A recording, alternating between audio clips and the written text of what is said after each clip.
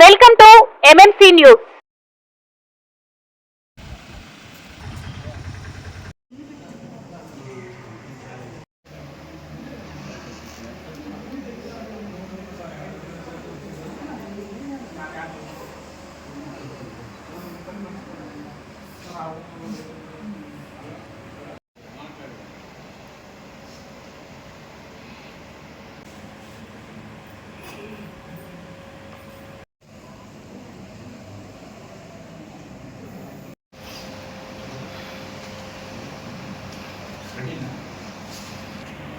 ఈరోజు ఏర్పాటు చేసినటువంటి అత్యవసర సమావేశానికి గౌరవ వార్డు సభ్యులు ఇద్దరు మాత్రమే హాజరైనారు. మిగతా వాళ్ళందరూ హాజరైనారు. ఈ అత్యవసర సమావేశం మళ్ళా చర్చించిన తర్వాత తదుపరి తేదీ ప్రకటించబడింది తెలియజేయండి.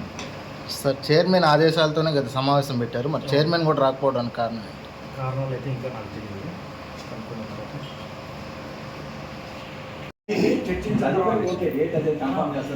వాయిదా పడిందా? దేని వల్ల వాయిదా పడింది? ఎవరు హాజరు కాన ముందు వారం లేక వాయిదా పడింది. మరి ఇంతమంది కౌన్సిలర్స్ ఉన్నారు, ఎవరు రాకుండా తెలుగుదేశం పార్టీ నుంచి మేము ఇద్దరం అటెండ్ అయ్యాము. మొత్తం ముగ్గురు కౌన్సిలర్లు అయితే ఇద్దరు మేము అటెండ్ అయ్యాము. మిగిలిన ఇంతమంది కౌన్సిలర్స్ అటెండ్ కాకుండా పోవడానికి కారణం ఏంటంటే, బాబు మైక్ తీసుకో. మున్సిపల్ కమిషనర్ గారికి, మున్సిపల్ సిబ్బందికి, పత్రికా విలేకరులకి, నా తోటి సహచరులైనటువంటి ప్రభావమ్మ గారికి నమస్కారాలు. ఈరోజు అజెండా పంపించినారు, మీటింగ్ ఉందని చెప్పేసి అజెండా పంపించినారు. ఈ అజెండా కంటెంట్ ఎక్కువ, కమిట్మెంట్ తక్కువ అనిపిస్తుంది. చాలా పేజీలు ఉన్నాయి, ఒక పెద్ద బుక్లెట్. ఇదంతా కూడా వేస్ట్ కంటెంట్. కమిట్మెంట్ తక్కువ. కమిట్మెంట్ ఉంటే రాదా? ఒక్క కౌన్సిలర్ అన్నా వైఎస్ఆర్సీపీలో నుంచి ఒక్కరన్నా వచ్చున్నారా? రాలా. ఎందుకు అంత భయం మమ్మల్ని చూస్తే? తెలుగుదేశం పార్టీ నుంచి మేము ముగ్గురు ఉన్నాము, అందులో ఇద్దరు అటెండ్ అయి ఉన్నాము. దాదాపు 90% మేము అటెండ్ అయి ఉన్నాము. కనీసం ఒక్కరు కూడా లేరు ఇక్కడ.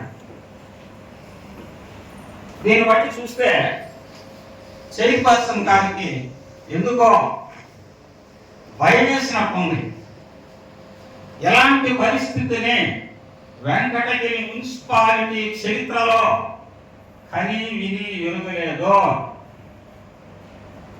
ఎప్పుడైనా చూసారా ఇలాంటి సిచ్యువేషన్? కనీసం అజెండా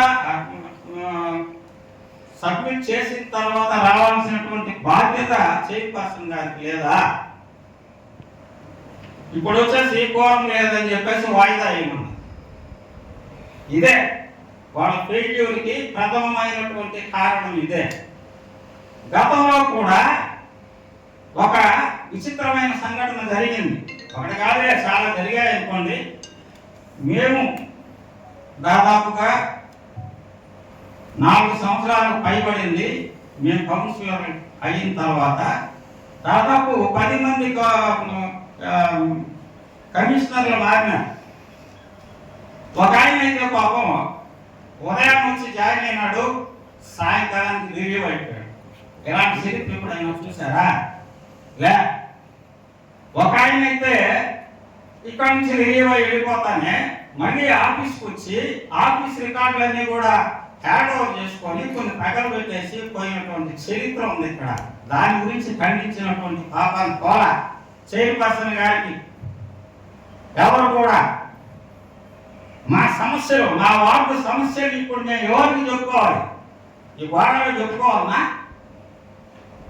లేక అధికారులకు చెప్పాలంటే వాళ్ళు కూడా ఎండిపోయారు, కోరం లేదన్నారు, ఎండిపోయారు, వాళ్ళని మేము తప్పు పట్టడం లేదు. ఇప్పుడు మేమిద్దరమే ఉన్నాము. ఎవరికి చెప్పాలి? మా సమస్యని, మా వార్డు సమస్యని ఎవరికి చెప్పాలి? మేము గతంలో నేను 10 డిమాండ్లు పెట్టాను. ఈ డిమాండే కాదు, 10 కమాండ్మెంట్స్ అని కూడా చెప్పాను. ఆ 10 పనుల్లో ఏది చేయలేదు నా వార్డు.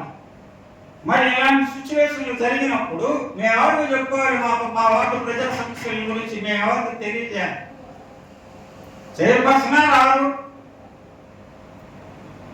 ఆఫీసులో ఇవన్నీ పెట్టినారు, దీని మీద డిస్కషన్ చేద్దాం కదా అనుకుంటే ఆ అవకాశమే లేకుండా పోయింది. చాలా బాధాకరమైన విషయం. ఎలాంటి పరిస్థితులు మళ్ళీ పునరావృతం కాకుండా చూడాలని చెప్పి చైర్పర్సన్ గారిని హెచ్చరిస్తున్నా.